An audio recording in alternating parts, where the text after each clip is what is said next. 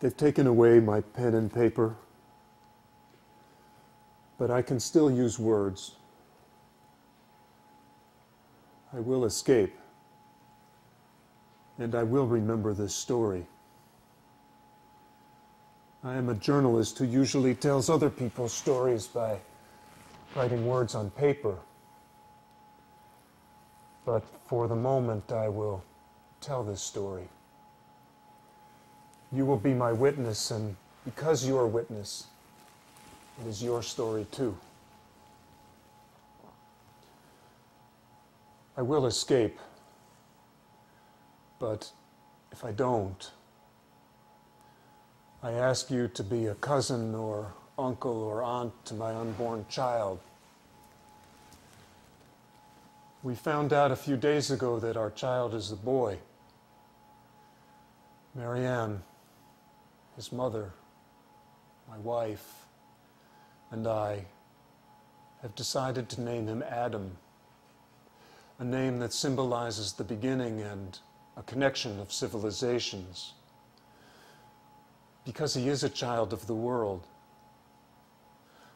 One of Marianne's great-grandfathers was Chinese. One of her grandfathers was Dutch. And her grandmothers carried the genes of Africans and Spaniards. Marianne's mother was born in Cuba. My mother, born in Baghdad. My father's grandfather was a Hasidic Jew who left Poland in 1924 and started a kosher kibbutz dairy in what was then Palestine.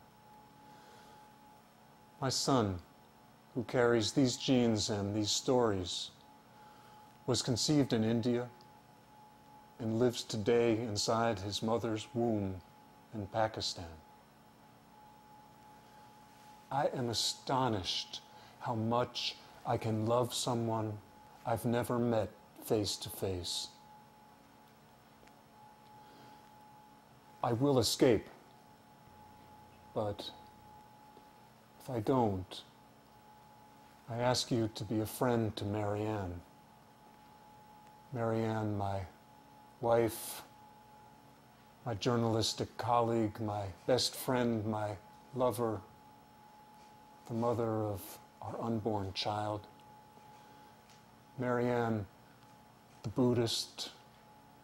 Marianne, the tiger. She is unleashed at this moment. I know. I see her thinking, planning, organizing, recruiting, analyzing, synthesizing. She is not limited by time and space. I feel her cuddled next to me. We are lying like spoons. My hand rests on her belly, swelling with Adam. I caress her precious belly and our unborn child. They cannot take that away from me.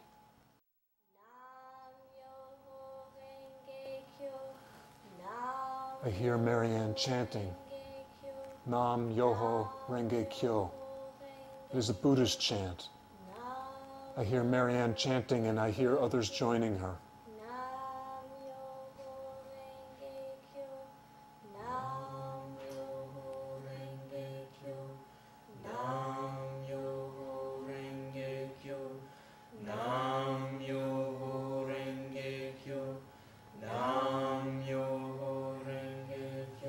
Chanting frees me. When I hear Nam Myoho Renge Kyo, I join in the chant. Nam Myoho Renge Kyo, Nam Myoho Renge Kyo. I've reported from Iran, Kosovo, Croatia, Saudi Arabia, India, and Pakistan. I know that every day innocent human beings are arrested, kidnapped, beaten, tortured, raped, and murdered. Maybe today it happens at the hands of the Americans on Guantanamo. And 4 months ago, it happened to 3,000 people in New York City who died at the hands of suicide bombers who used airplanes as weapons of mass murder. This brutality is inflicted on many people in many places on our planet. And sometimes it happens to an American journalist and college-educated Jewish white man, like me. I take precautions. My paper, the Wall Street Journal, wanted me to go to Afghanistan and report from there. After September 11th, 2001, everyone could taste that the United States would attack Afghanistan very soon. But Marianne is pregnant, and we work together. It's not safe or smart. And we said no. But we said that we'd go to Pakistan and report from there. Pakistan, where things are hot enough. Hot enough. I was researching the story of Richard Reed, the so-called shoe bomber who unsuccessfully tried to detonate a bomb hidden in his shoe on a Paris to Miami flight on December 22nd, 2001. I knew that Reed was under orders from someone in Al-Qaeda who sent him email instructions from Pakistan. The Boston Globe reported that Reed had visited the home of his spiritual advisor, Sheikh Mubarak Ali Shah Gilani. I wanted to interview Gilani. He was careful and protected.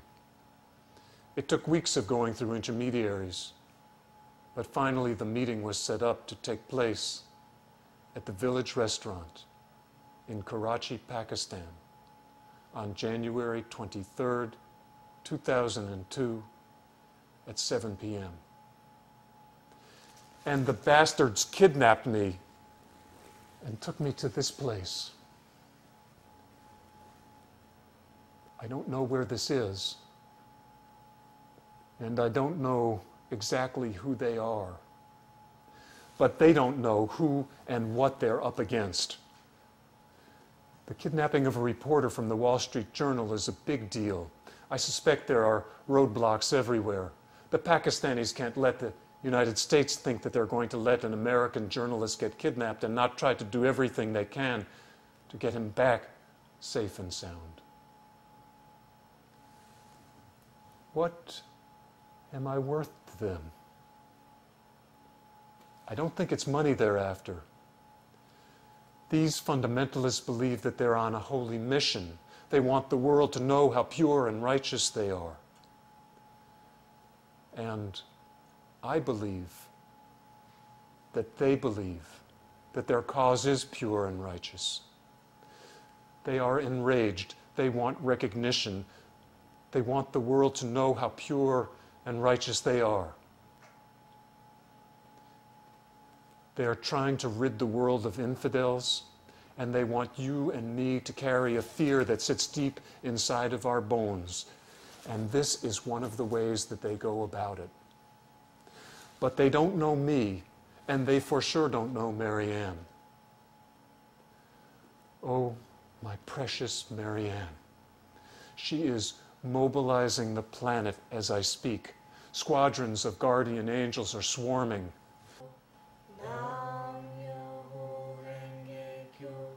Nam Myoho Renge Kyo, Nam Myoho Renge Kyo. She's found smart, tough, honest Pakistani cops who are working with her. She's found smart, tough U.S. intelligence agents who are working with her. She's got my friends at the Wall Street Journal working the politicos and the airways. You meet Marianne. You fall in love with her. How could you not?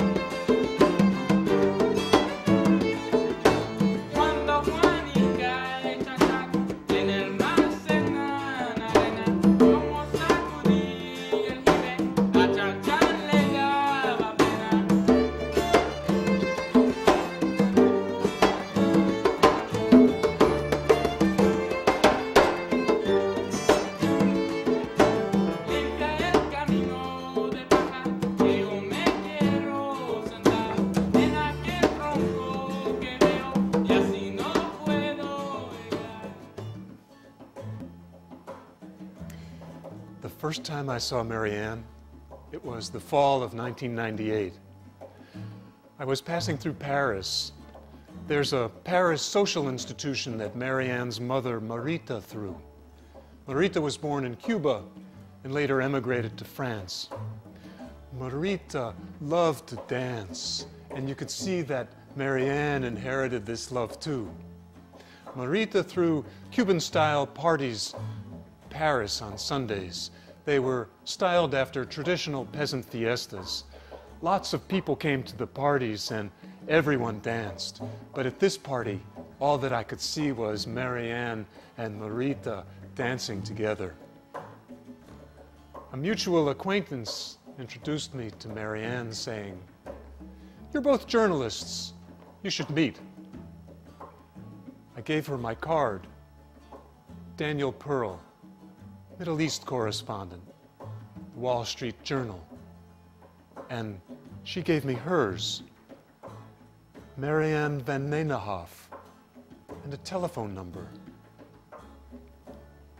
I told her that my home base was London, but that I traveled frequently, often to Iran.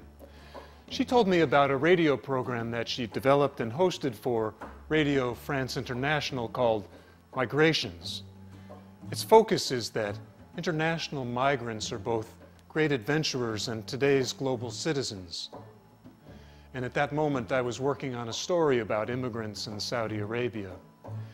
In the midst of this swirling Cuban fiesta in Paris, we leaned against the wall and talked. In some ways, it was a conversation that was professional and intellectual, but just underneath that, it was a deeply personal conversation between two people whose life stories and family histories recognize the world as a global village. I looked at Marianne and could see the human gene pool reflected in her coffee brown skin, the shape of her eyes with just a hint of Asia, her nappy hair speaking of Africa. I liked her very much, and so I screwed on my courage and said, "You should come to Iran and report from there."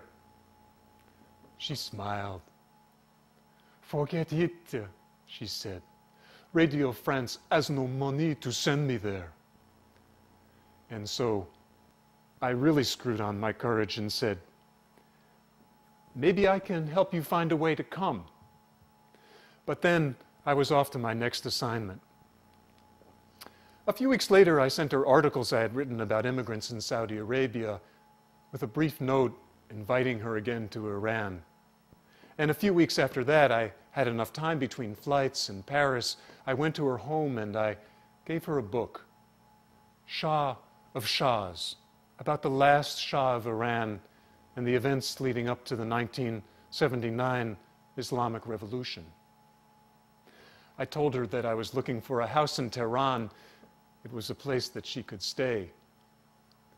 In part, it was professional, but mostly it was personal.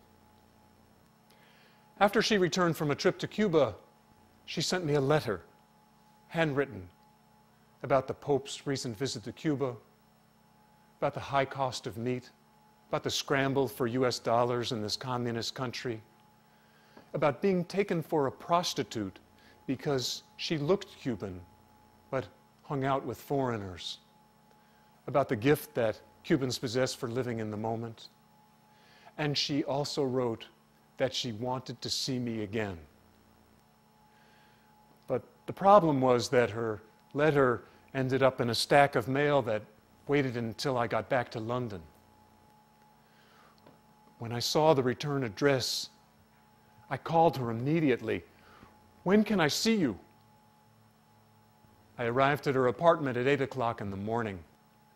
I was wearing my Freddy's Pizza t-shirt, carrying my briefcase, my mandolin case, and a bag of groceries. Eggs, sun-dried tomatoes, onions, red peppers, Spanish blood-red oranges. You know, the way to a woman's heart is through her stomach. Well, we had breakfast together, and we've been having breakfast together ever since. We've had breakfast in Paris, London, Barcelona, Los Angeles, New York, Seattle, Vancouver, Washington, D.C., Istanbul, Singapore, Hong Kong, Lebanon, Croatia, Holland, Israel, Cuba, Qatar, Dominican Republic, India, and Pakistan. When we married in 1999, Marianne's mother, Marita, was ill, dying from cancer.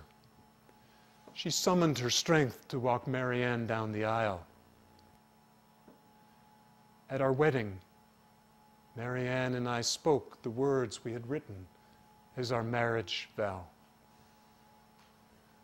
We promise to discover new things, places, and people together, to view our life together as a work of literature. We have honored that vow. Later at the reception, Marita was resting upstairs but could hear us below. I played the violin for her.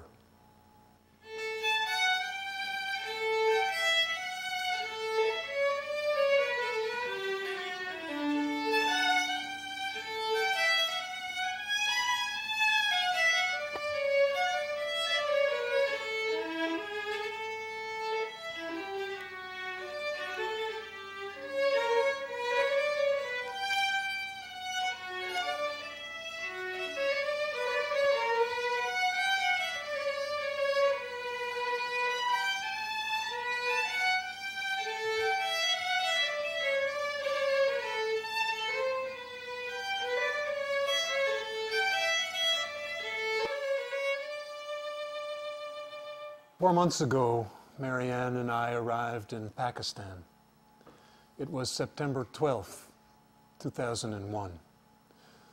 Rumors were swirling that the United States would attack Afghanistan very soon, and we were there to cover it from the country next door. Pakistan was brimming with serious suspicion of Americans, Indians, Israelis, Hindus, and Jews. Pakistan was also brimming with serious suspicion that foreign journalists were agents of the CIA. American correspondents were the most suspect, and unfortunately with good reason.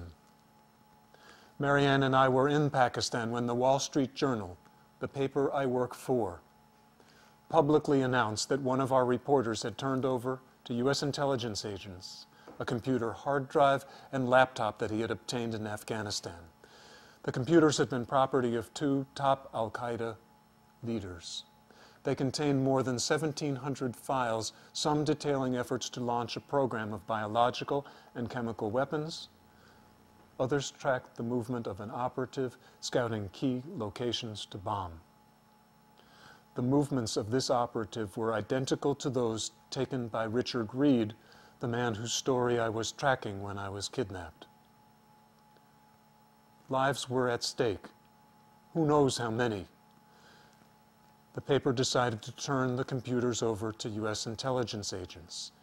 It's one thing to turn over materials that genuinely imperils the lives of others. It's another to publicly announce this to the world, which is exactly what the Wall Street Journal did on December 31st, 2001. Here I am, an American reporter working for the very newspaper whose actions support the rumor that foreign journalists are agents of the CIA. And I'm in the middle of a hotbed of al-Qaeda activity and sympathy. Even worse, I'm working on a story about Richard Reed, the very man identified in the computer files turned over by my paper to U.S. intelligence agents. It's dangerous enough without having your friends make it really, really dangerous.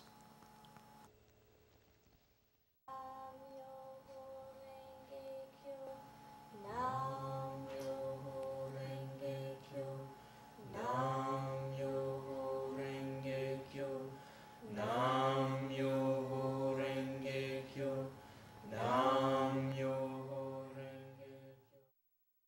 1 month after Marianne and I wed, Marita passed away. Marianne, her brother, and I were at Marita's bedside, chanting Nam Myoho Renge Kyo as her spirit departed from her body. Later, Marianne discovered a note that Marita had written, perhaps for herself, perhaps for us. It read, "My monologue has lasted long enough. I have to go to Santiago, Cuba. I have to meet someone there. Who? I don't know. It could be a man or a woman, a child, a street, a tree, a landscape, a mountain. I don't know. But today, I had the conviction that I would find there what I am missing to be happy." So, Marianne and I took Marita's ashes with us to Cuba.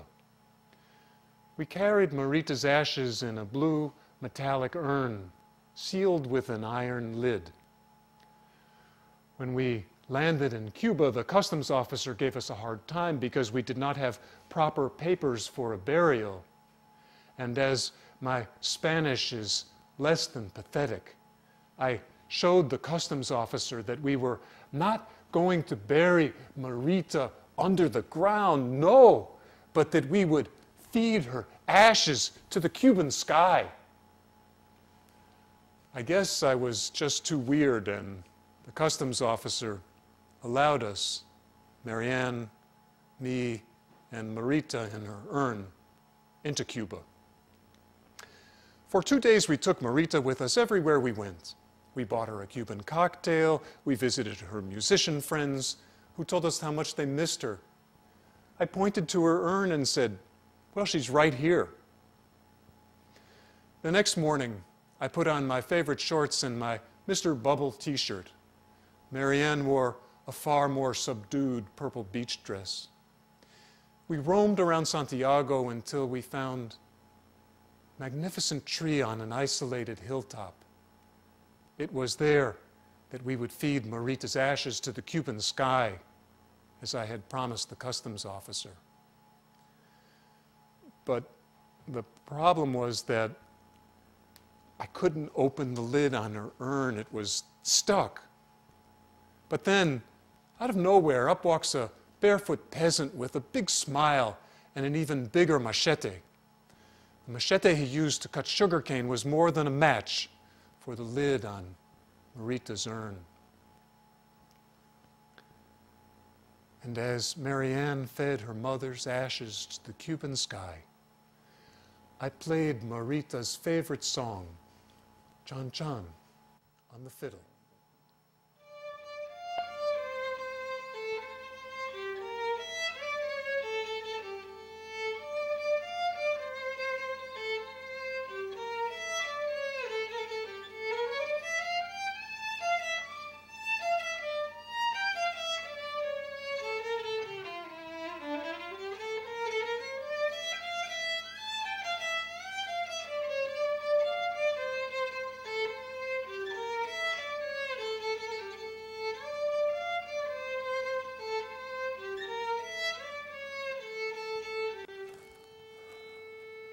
On September 11, 2001, Marianne and I are in Bombay, India.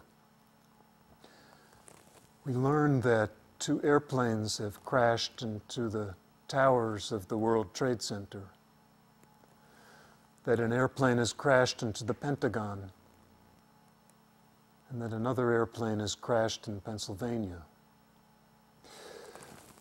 Reports quickly circulate throughout the Arab media that only the Mossad, the Israeli Secret Service, could pull this off. The rumors also include that 4,000 Jews who normally work in the World Trade Center were warned of the attacks and did not go in that day. On September 21st, I wrote an article detailing this widespread belief in the Arab world that Jews, or Israel, masterminded the attacks of September 11th. The story never ran in the Wall Street Journal. If we are ever to understand others who occupy this planet, then we need to know what they think and what makes them tick. And I am profoundly disappointed that we're afraid to meet others who are different from us. I am profoundly pissed off that the Wall Street Journal didn't run the story because it revealed too much, touched on too sensitive a nerve. Meanwhile, in the Western press, reports circulate that the attacks were the work of Islamic fundamentalist suicide bombers. Two words previously unknown to most Westerners, Al-Qaeda, become familiar. And in short order, it becomes known that Afghanistan is the epicenter of training camps for Al-Qaeda. Afghanistan, where US-supported Taliban kicked out the Russians and imposed their rigid version of Islam. And so the United States helped to create this safe haven for the very sociopathic criminals who now attack us. I was kidnapped on January 23rd. Marianne and I had planned to leave Pakistan on January 24th. We were booked to fly to Dubai to stay in a 5-star hotel in a resort on the shores of the Arabian Sea. We were looking forward to this time together on the beach, the three of us, Marianne, me, and Adam. We didn't make it to Dubai. I was kidnapped and am occupied in this shack. And Marianne is busy organizing my rescue and leading a chorus of chanters.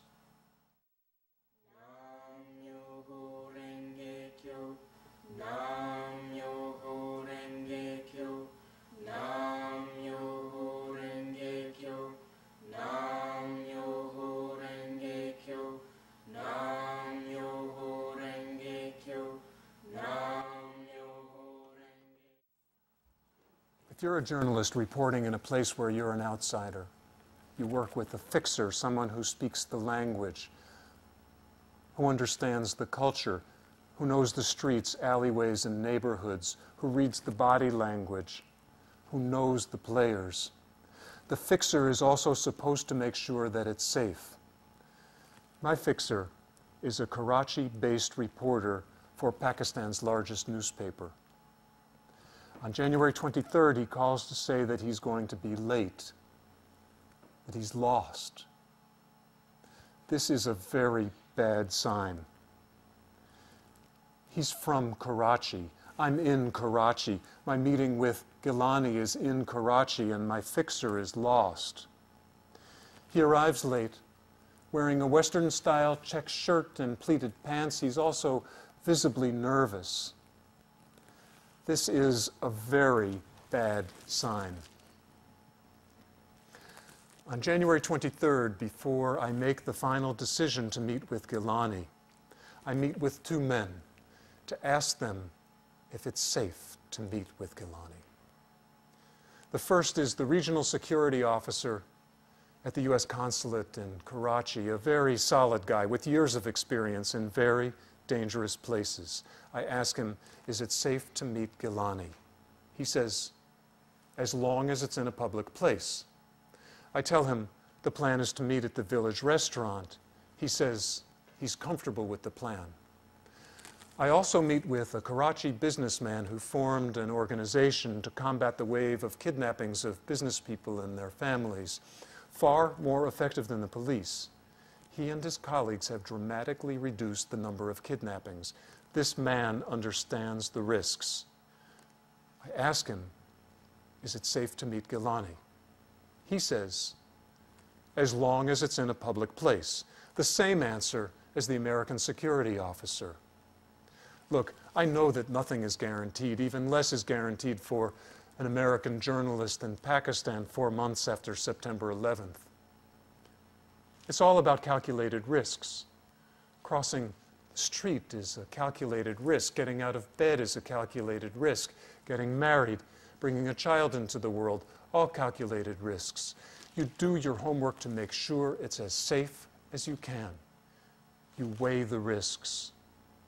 2 security experts tell me the plan is safe. My local fixer, who is supposed to make sure that it's safe, sets up the meeting. My taxi cab driver takes me to the village restaurant in Karachi, Pakistan, on January 23, 2002, at 7 p.m. My instinct is to trust. To trust.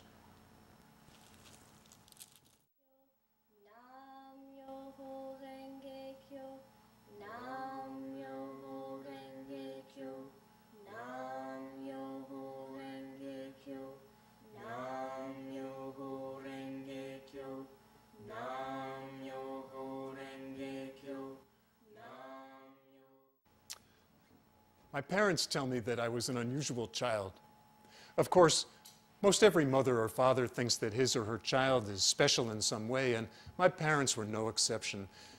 They were proud of me as a violinist and as a soccer player, 2 ongoing love affairs of my life. But what they thought that was most special about me was that they perceived that I had no ill will, that I bore no malice. My father tells 2 stories to illustrate his point. When I was a baby in the crib, if my mother or father pulled the pillow from under my head, I wouldn't be startled. I'd just relax into the new position. I still would like to know why my parents were pulling the pillow from under my head, but I trust they had some good reason. Perhaps they were offering me the opportunity to see the world from another point of view.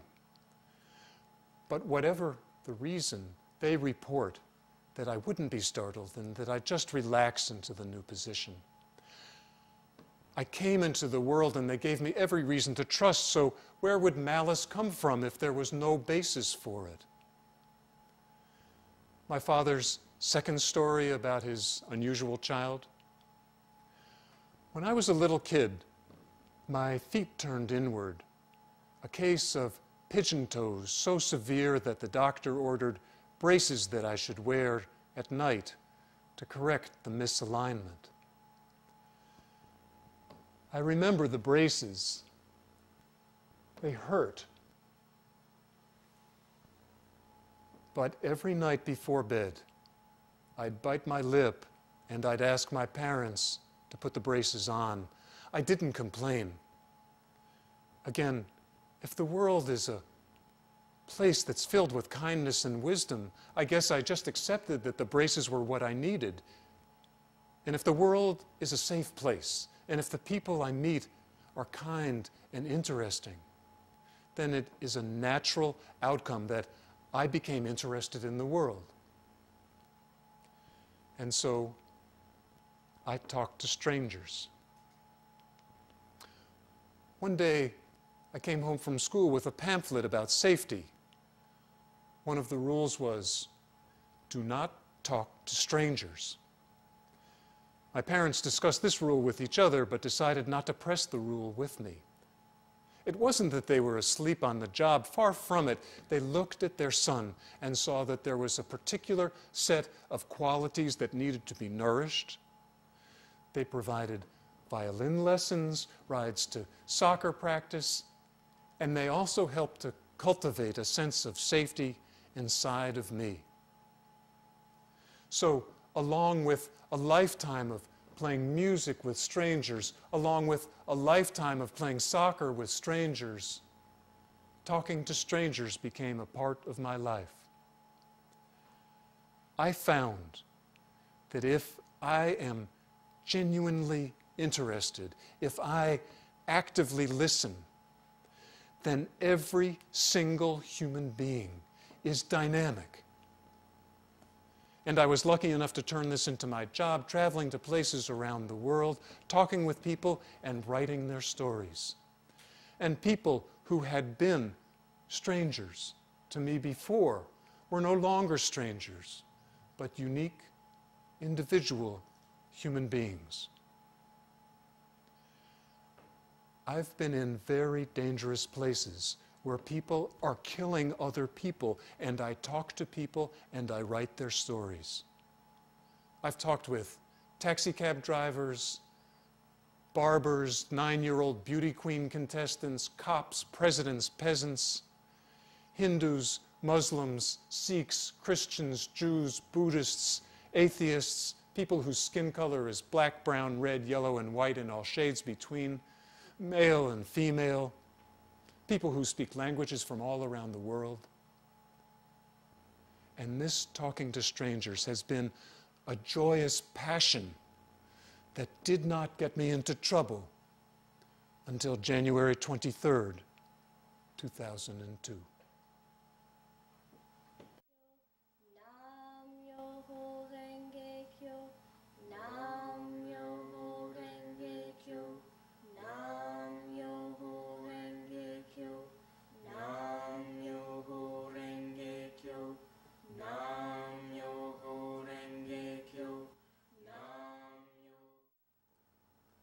In setting up the meeting with Gilani, I had been in contact with a man named Bashir. We'd exchanged several emails and had met once. His English was impeccable. Bashir claimed to be connected to Gilani. Before setting up the meeting, Bashir asked me to send him articles that I had written so that he and Gilani could see if I was kosher enough for them. I sent the articles. Later, Bashir emailed that Gilani had reviewed the articles and that I was welcome to meet him. I passed the test. I knew that Gilani was not an innocuous patsy from researching him. I knew that he had sent young men to wage jihad against Indians in Kashmir, against Russians in Chechnya, against Serbs in Bosnia, and to fight Israelis. I knew that Richard Reed had visited Gilani in Gilani's home, and that Reed had been in Gilani's training camps. Still, 2 security experts tell me the plan is safe. My local fixer, who is supposed to make sure that it's safe, sets up the meeting. And I thought that it was important to meet this man who is influential, powerful, and connected to Richard Reed, the man whose story I was researching him. So I took the dive. This time I was wrong. It turns out that Bashir is not my contact's real name. His true name is Omar Saeed Sheikh, born in Britain to well-to-do Pakistani parents. Omar had once been a standout student at the London School of Economics, a champion chess player, champion arm wrestler, and he later turned to an extreme form of Islamic fundamentalism. He may have funneled $100,000 to Muhammad Atta, one of the September 11th hijackers. Omar also specialized in the kidnapping of Westerners. With his elite education and English accent, he possessed fine credentials for cozying up to Westerners. In 1994 in India, Omar kidnapped 3 Britons and 1 American and threatened to behead them if the Indian government didn't cooperate. The Indian police were tipped off, rescued the hostages, and captured Omar. He was in Indian prison for 5 years until hijackers seized an Indian Airlines plane. During the hijacking, they slit the throat of a young man on his honeymoon, making the other passengers and his new wife watch him bleed to death. They exchanged the 178 on board for 3 extremists in Indian jails. Omar was one of the 3. Omar was the one who had set up my meeting with Gilani. Omar was the one who conned my fixer. Omar was the one who conned me. I know that Omar and his colleagues do not fool around. They will take their own lives in the service of their cause, and they certainly will take the lives of others if they believe it serves them. They believe they are serving Allah's will.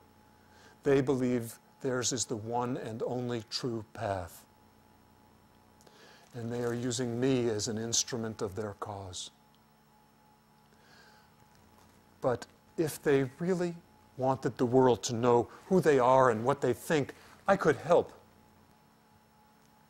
Telling the story, telling the truth, and putting that story in front of 2 million readers, that's my job. It's in fact what I was trying to do when they kidnapped me. I was trying to do my job, which is to tell the truth as fully as I can.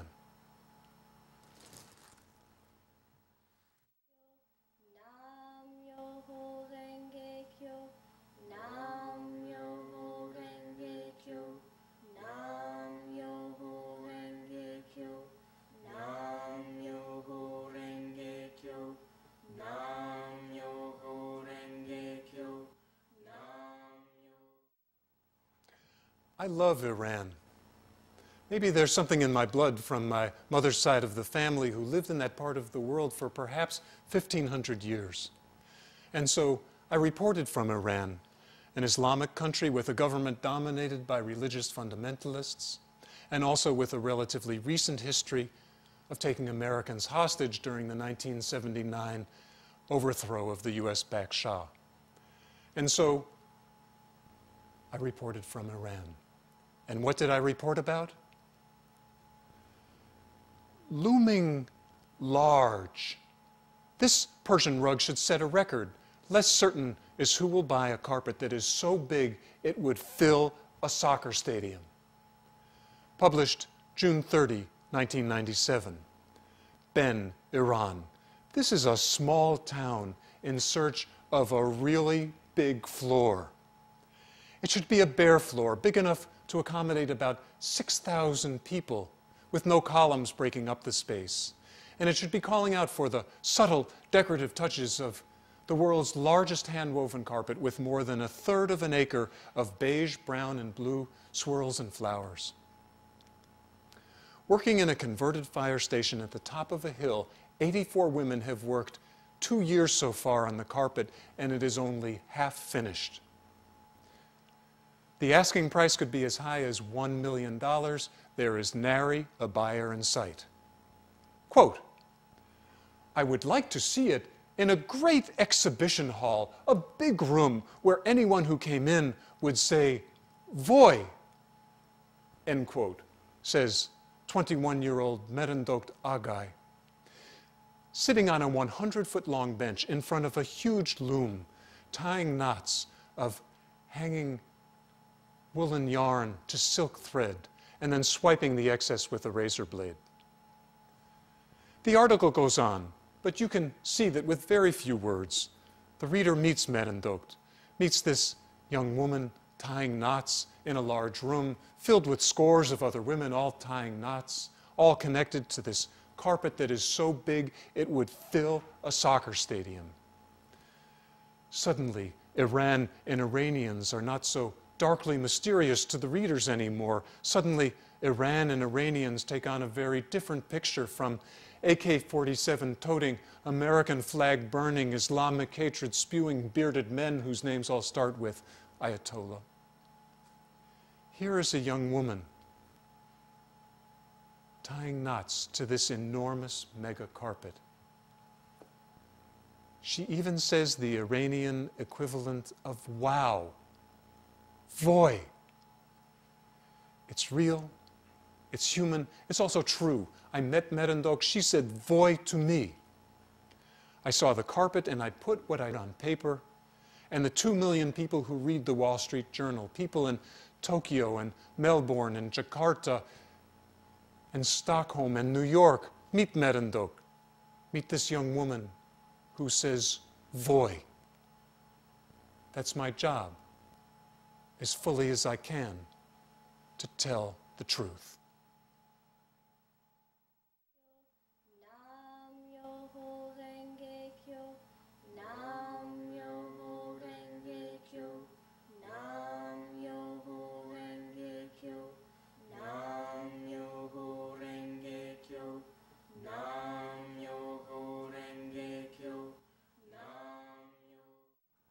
So they kidnap me. They take me to this shack inside this walled compound. I'm reminded of my biblical namesake. Daniel, the good Jew, has angered the Babylonian king by praying to God, not to the king. The king punishes Daniel by having him thrown into a den filled with lions. But God sends an angel who shuts the mouths of the lions. The biblical Daniel emerges from the lion's den unharmed. I am in the lion's den. The lions, my kidnappers, do not speak English or French or Hebrew, which I speak, and I do not speak Urdu or Farsi or Arabic, which they speak. When they let me use the bathroom, they took the bracelets off and they left me alone. I quickly began to climb out a vent, but they came to check on me and I didn't get out. Now the bracelets are on all the time. I thought they were putting drugs into the food, and so for 2 days I didn't eat. Then a guard came in and took a bite of it, told me that it wasn't drugged. And so I ate that sandwich. My kidnappers have staged photo ops with me. I'm sitting, chained. They've put this jogging suit on me, this gaudy thing. I might do goofy t-shirts, but I don't do gaudy. This is definitely not my style. With one hand, one of my kidnappers shoves my head forward. With his other hand, he levels a revolver just inches from my skull. There's something the matter with this picture if I'm the only one whose face you can see. I'm chained, they've got the guns, and they keep out of the photograph to remain anonymous. If they're proud of what they're doing, why are they hiding? So I smile for the camera. I smile to show the world that they have not won. I smile for Marianne. I smile for Adam. With one chained hand, I give the V for victory sign, and with the other chained hand, I flip them the bird. I tell them, I've won. And I tell them to fuck off.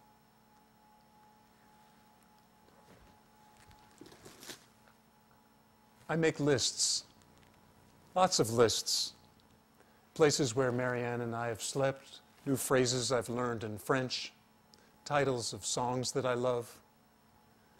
One of my favorite songs is What a Wonderful World.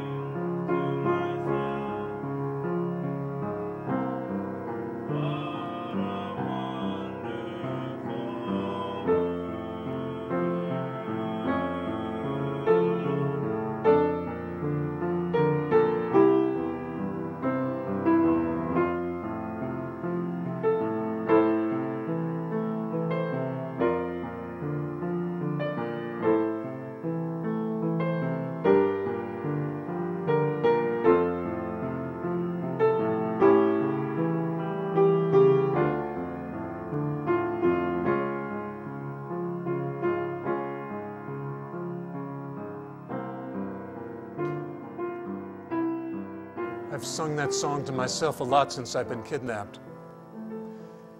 It's one of the ways I keep affirming life. It's one of the ways I keep winning. It's one of the ways I keep renewing my wedding vow with Marianne.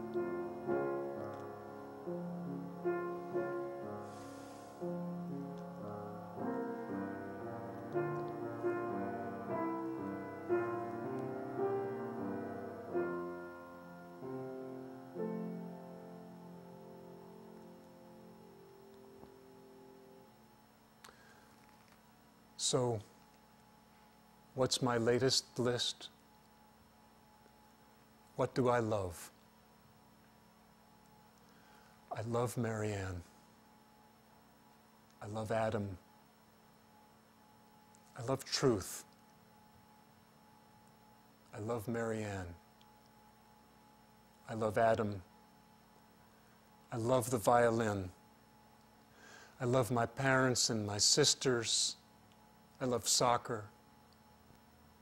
I love my job. I love the opportunity to travel to places throughout the world and talk with people and write their stories, to make strangers a little less strange and the world a little safer. I love Marianne. I love Adam. I love truth. Just a little while ago, although it seems like lifetimes ago, I told Marianne about my great-grandfather, Chaim Pearl, who left Poland in 1924 and started a kosher kibbutz dairy in what was then Palestine. I told Marianne that I was proud of him and what he had done, that had he stayed in Poland, the Nazis probably would have killed him, that I'm grateful for my life, and that I might not have come into being had it not been for what my great-grandfather did. It's not something I speak about a lot, but now it's a piece of personal information that I share with Marianne. If I have a chance to get a message out to the world, I will try to include this, to let Marianne know that I am speaking directly to her. And if I don't survive, so that Marianne can tell Adam that I am telling him about his great-great-grandfather. 3 new guys showed up today. All of the men who had been guarding me were sent away except for one. The 3 new guys are even colder than the old ones. One of them speaks English. You've already taken my photograph and now you want to shoot a home video and I'm supposed to read your script into your camera?